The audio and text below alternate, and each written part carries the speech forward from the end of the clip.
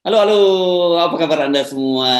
Semoga selalu dalam keadaan sehat walafiat, tetap semangat ya, karena perkembangan politik di Indonesia ini makin menarik.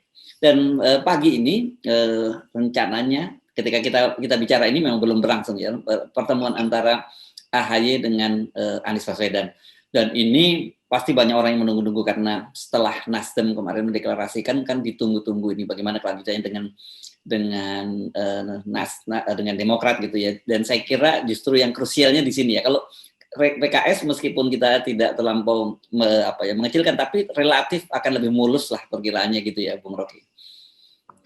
Ya, kita sebetulnya dengan intuisi kita bisa raba apa hasil pembicaraan nanti itu. Ya. Tapi dugaan itu sebaiknya dimungkinkan atau pasti dimungkinkan karena kepentingan politik Anies terutama tuh. Kan Anies maju di depan forum Nasdem dan Pak Surya Paloh mempersilahkan Anies untuk memilih wakil presiden. Anies maju di depan publik tentu dengan pertanyaan di kepalanya sendiri, siapa yang saya mesti ucapkan pada publik, kan itu kan. Jadi urgensinya itu tuh, urgensinya adalah menjelaskan apa yang dimaksud oleh Pak Surya Paloh sebagai silahkan pilih calon wakil presiden sendiri. Jadi itu yang membayang-bayangi Anies hingga 2 hari ini. Anies terbawa mimpi itu. Siapa yang dia mimpikan buat jadi calon wakil presiden? Tentu dia berhitung bahwa dia mesti ambil calon wakil presiden untuk menambah suaranya. Kan itu pentingnya kan. Gitu. Nggak mungkin dari kalangan Nasdem sendiri misalnya itu kan. Itu sama juga jeruk nanam jeruk tuh. Kalau diambil misalnya, jadi itu saya bayangin dilema Anies dalam 2 hari ini. Kalau diambil dari kalangan Muslim, pertanyaannya apa nggak cukup pemilih Muslim pada Anies tuh. Dan kalau diambil dari kalangan PDIP, apa PDIP rela menyodorkan calonnya untuk diwapreskan pada Anies. Jadi itu yang kita sebut rational expectation tuh di dalam teori-teori pembuatan keputusan. Tentu Anies berpikir bahwa figur AHY sudah diucapkan dari awal sebagai tokoh baru juga dan sama-sama muda.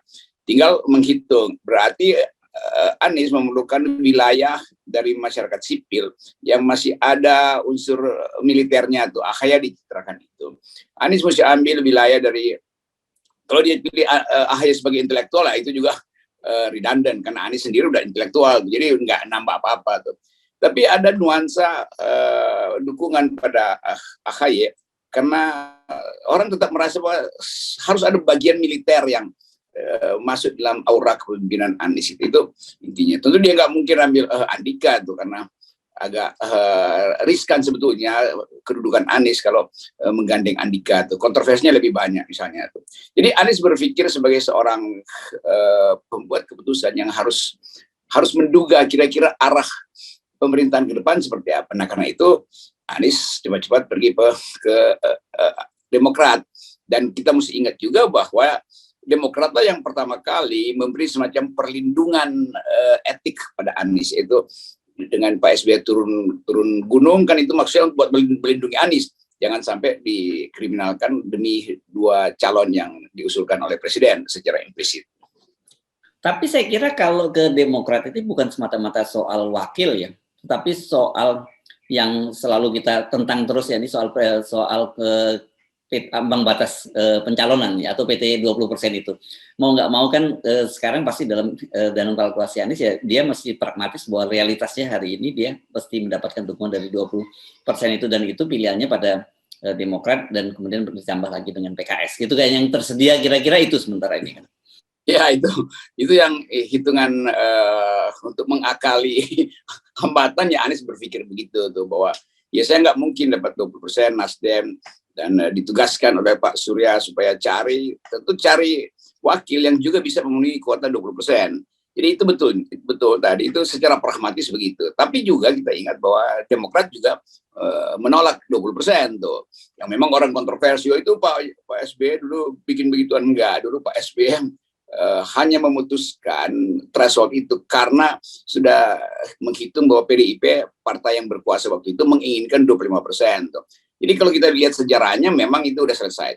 Sekarang kita lihat Demokrat berupaya juga udah berapa kali mengucapkan supaya 0%, walaupun Demokrat nggak pergi ke Mahkamah Konstitusi itu, karena dia punya kekuatan di DPR ya. Harusnya Demokrat lakukan hal yang lebih radikal, itu bubarkan aja fraksinya kalau misalnya DPR tidak meminta judicial review sebagai lembaga kan. Kan saya selalu membayangkan kalau Demokrat misalnya bilang kami akan berpartner dengan Anies, tetapi dengan konsekuensi bahwa harus 0%. Kalau nggak 0%, kami bubarkan fraksi kami. Dan bubarkan aja kan. Karena sebentar lagi pemilu kan bikin fraksi baru. Membubarkan Demokrat, fraksinya dibubarkan di DPR, itu akan diikuti oleh Nasdem juga bilang begitu. Jadi semua fraksi Anies yang akan... Jadi gampang begini, semua fraksi di DPR yang mendukung Anies sebaiknya bubarkan fraksinya. Itu akan jadi gempa bumi politik. Dan itu langsung naik suara partai-partai itu. Kan tinggal nunggu 1 tahun lagi kan ada fraksi baru dengan elektabilitas tinggi. Jadi ini usulan bukan usulan liar, usulan radikal saya. Jadi balik lagi pada tadi karena kita kita mau siksa mengatasi, bukan kita, mereka mau siksa mengatasi barrier to entry yang 20% tuh. Dan PKS juga kemarin mengajukan dia tidak 0%, tapi dia minta 7%, 7 atau 9%, tapi juga ditolak juga kan begitu. Iya, justru PKS lebih mudah sebetulnya, kan udah ditolak, dia bubarin aja fraksinya kan. Kan sebetulnya yang kita sebut sebagai pemberontakan etis di situ tuh, kami membubarkan karena pemilu akan bersifat curang. Nah, karena bersifat curang maka kami nggak mau ikut, tapi nanti juga dia ikut karena akan terjadi ini cuma desain kecil aja supaya ada gimmick. Jadi poin saya selalu, Anies ada kesulitan. Dia mewakili masyarakat sipil yang ingin Anies itu tegakkan etika politik. Saya mendorong Anies buat tegakkan etika politik. Tetapi secara deskriptif, secara realitas, Anies nggak mungkin kalau nggak melewati 20%. Kan itu kan. Jadi nanti kita kasih pembenaran pragmatis, tapi harus dengan jelas bahwa Anies terpaksa melakukan koalisi demi mensiasati 20%. Baru kemudian diterangkan nanti dalam konferensi pers kenapa dengan Demokrat, kenapa dengan PKS. PKS dan Demokrat menghendaki 0%, tapi gagal di Mahkamah Konstitusi. Karena itu dua partai itu berhak untuk melakukan tindakan moral, yaitu membubarkan fraksinya tuh. Ini proposal saya yang akan saya paksakan sebetulnya. Oke, tapi jangan dipikir bahwa persoalan Wapres ini soal yang mudah ya.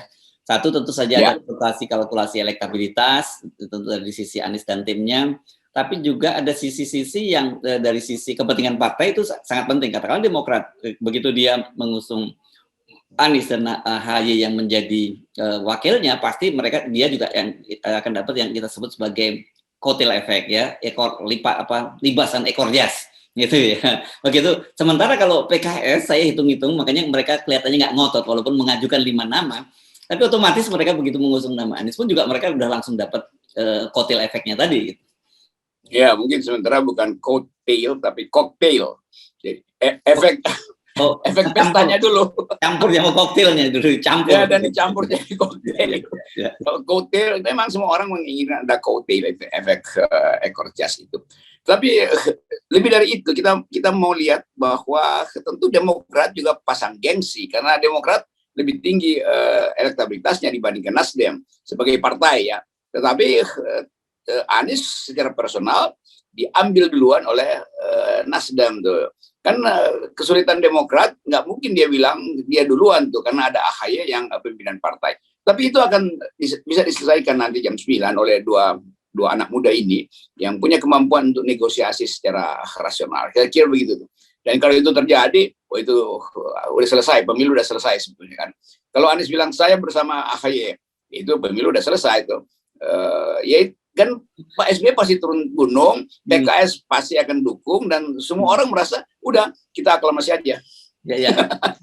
Dan sepertinya seperti kita perkirakan kemarin, ini efek bola saljunya sudah pasti akan terjadi. Kemarin kita singgung soal Akbar Tanjung, tapi kemudian ini kan dari Golkar. Kemudian Ahmad Ali mengaku dia majelis PAN itu juga sudah mendukung. Saya nggak tahu apa majelis PAN yang dimaksud. Tapi yang kemudian yang saya tahu juga ini kan ada satu tim juga, tim penyelamat P3. Kan di luar P3 yang ada sekarang ada tim penyelamat juga. Siapa lupa namanya kalau nggak salah itu Forum Ka'bah Mandiri atau apa begitu, saya lupa namanya. Itu juga saya mendengar kabarnya mereka akan segera mendeklarasikan untuk mendukung Anies. Dan saya kira ini otomatis pasti konstituen akan bersama mereka juga gitu. Iya, tadi saya dapat info itu dari FKM namanya, Forum Ka'bah Membangun. Forum Ka'bah Membangun. Oh, membangun, Forum Ka'bah Membangun. Ini yang ya eksponen P3 semua ini ya. Ada orang-orang pinter di situ yang biasanya memang kalangan P3 ada yang teguh pada pendirian untuk beroposisi. Jadi bagus juga ada FKM, Forum Ka'bah Membangun, yang mau mendeklarasikan Anies. Tapi ini bukan sekedar soal deklarasi, tapi menguji apakah peristiwa di P3 itu masuk akal apa enggak, kira-kira begitu kan. Tapi lagi-lagi, kalau kita bayangkan misalnya Anies ketemu Demokrat, lalu kemudian ketemu Partai Golkar. Jadi semacam reuni Golkar aja kan. Kan Nasdem dari Golkar, Demokrat juga dari Golkar. Golkar sekarang juga tokoh-tokohnya mendukung Anies. Ya udah, anggap aja ini reuni Golkar. Tapi bukan reuni Orde Baru ya, ini bahaya. Reuni Golkar baru itu kata dulu Pak Akbar Tanjung. Ya, kita tahu kan di Golkar seperti dikatakan oleh Pak Akbar Tanjung juga, di situ banyak elemen Kahmi atau Korp Alumni HMI yang di mana Anies berasal. Itu pasti saya kira sekarang mereka sendiri juga sudah mulai ancang-ancang yang ada di Golkar. Ya, jaringan Anies sebetulnya udah terbentuk kan. Ada yang udah otentik ya, HMI, Kahmi segala macam. Golkar juga sebetulnya melihat bahwa perahu udah retak di istana. Jadi udah KIB itu semacam ya stempel awal, tapi stempel akhirnya adalah KAB, dari KIB ke AB, Koalisi Anies Baswedan.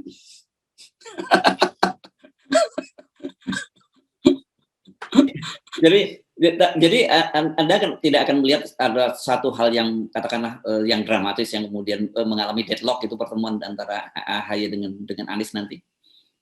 Saya kira nggak ada deadlock. Yang ada pasti ya konferensi pers bersama yang sifatnya diplomatis. Ya, kami akan melihat ini peluang terbuka dan demi bangsa harus ada percakapan semacamnya. Ya, kita udah hafal lah. Gaya bahasa Demokrat saya hafal, gaya bahasa Anies juga saya hafal gitu. Itu mudah diprediksi, mudah disimpulkan. Ya. Begitu etikanya begitu. Ya. Nah, ini yang sangat menarik adalah media kemudian sempat bertanya kepada Anies tentang warisan Jokowi. Ini kan selalu orang selalu menyinggung soal itu dan orang bertanya-tanya bagaimana sih sebenarnya nantinya, karena sebelum soal ini juga politisi Nasdem sempat juga menggunakan retorika ini bahwa Anies harus ada komitmen untuk meneruskan warisan Jokowi atau pembangunan Jokowi.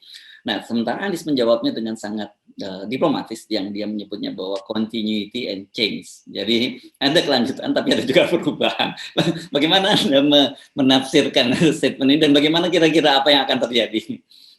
Itu istilah dulu yang dibuat dalam comparative politics, ilmu perbandingan politik, yang menganggap bahwa di dalam rejim-rejim otoritarian terpaksa nggak boleh ada revolusi, harus ada continuity and change. Ada yang tetap, ada yang bersambung, tapi ada yang berubah tuh. Tinggal Anies bilang, iya saya bilang continuity and change, tapi continuity-nya 0,1%, change-nya 99,9%. Kan gampang. Jadi kita terpaksa mesti duga itu.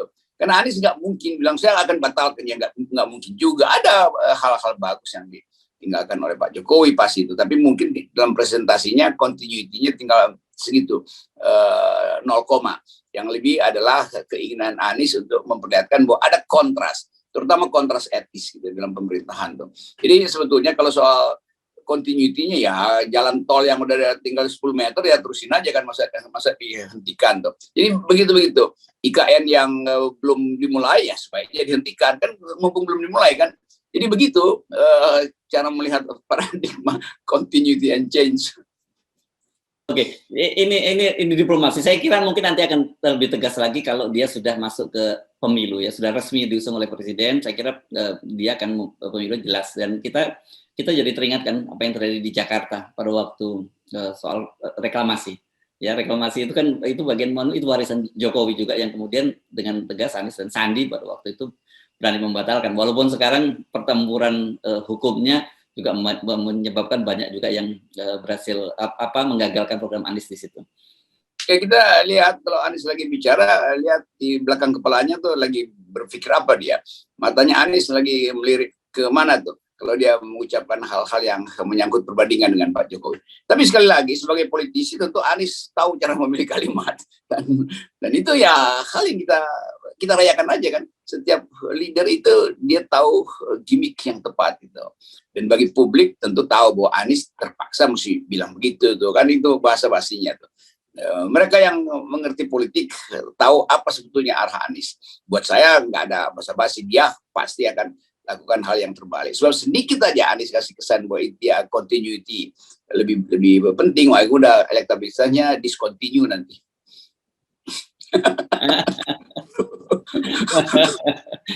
ini yang seru ya, seperti kita prediksikan konstelasi berubah, dan saya kira kita tetap saja menitipkan agenda-agenda politik, dan kita percaya gitu bahwa itu bisa dilakukan. Tetapi jadi pertanyaan banyak orang sekarang, bagaimanapun juga kan tangan-tangan oligarki, tangan-tangan pemilik modal itu sekarang ini sudah masuk terlampau jauh, bahkan masuk ke partai-partai politik, bahkan termasuk partai-partai, kita mesti jujur, partai-partai oposisi juga masuk di situ, kepentingan itu.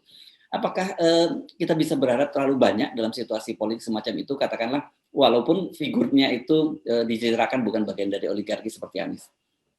Nah, bagian itu yang saya juga lakukan kalkulasi. Kalau terpaksa ada kebutuhan politik, itu pertanyaan etisnya kembali pada Anies. Karena Anies nggak ada modal politik yang bisa sekuat Pak Prabowo misalnya. Kalau Pak Prabowo pasti nggak pakai money politics karena dia sendiri secara politis kuat, secara monetary juga kuat kan, jadi nggak bakal ada money politics. Tapi Anies rentan karena Anies tuh miskin, itu gampangnya tuh.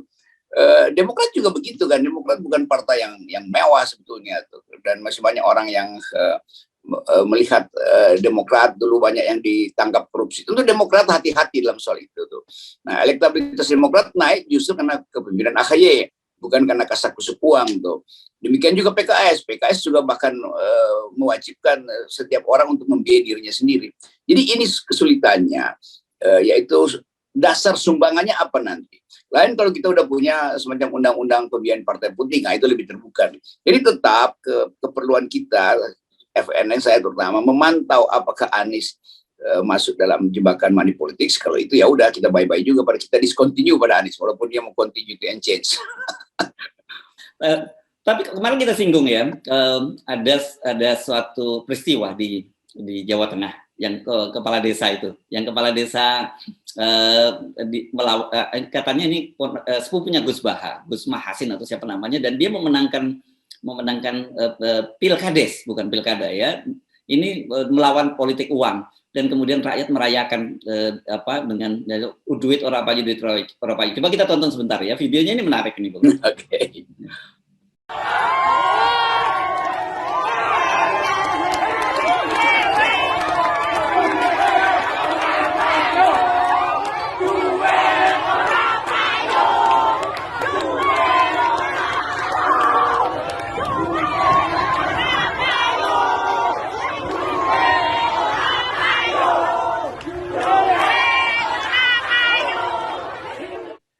Saya membayangkan kalau gerakan semacam ini bisa dilakukan secara nasional, ini luar biasa, Bung Rocky, bisa mengubah landscape politik kita.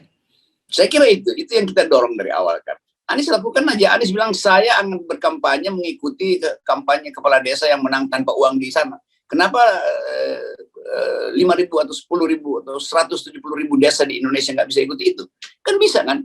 Itu cara kita yang berkali-kali saya sebut sebagai the great refusal gitu, penolakan total, penolakan besar terhadap money politics. Itu kampanye itu yang mesti dimulai oleh Anies, dimulai oleh AHY, dimulai oleh PKS. Jadi ada gerakan moral, ada gerakan etik yang menginginkan pemilu bersih itu. Nah kalau itu terjadi nggak usah takut, mau ada sponsor nggak ada sponsor, rakyat akan melihat siapa yang punya otak, siapa yang secara elektabilitasnya bagus, tapi sekaligus intelektualitasnya terandal, dan apalagi etikabilitasnya itu nomor satu kan. Kan itu yang ingin dilihat publik. Publik kan merasa bahwa ya walaupun money politics ya nggak ada gunanya juga. Money politiknya 1 minggu juga habis tuh uang yang dibagi-bagi oleh kandidat. Nggak sampai Bung Rocky 1 minggu. Ya paling berapa? Maksudnya kalau 7 kandidat setiap hari dihabisin satu-satu. Oke. Jadi sebetulnya money politics itu tidak signifikan, insignifikan kan? Ya, ya. Oke, jadi kita melihat ada kesempatan bangsa ini untuk memperbaiki dirinya tuh melalui contoh kecil dari sebuah desa kecil di Jawa Tengah yang memungkinkan kita percaya bahwa tanpa money politik kita bisa menapis leader. Yes. Dan ini saya kira kabar gembira, walaupun ini hanya dari satu desa, tetapi saya kira ini bisa menjadi model di seluruh Indonesia, dan itu saya kira bisa terwujud kalau kita tetap mengawal. Betul, 0%. No money politics at all. 0%. Duit ora payu. Uang tidak berguna. Uang tidak berguna, betul, mantap.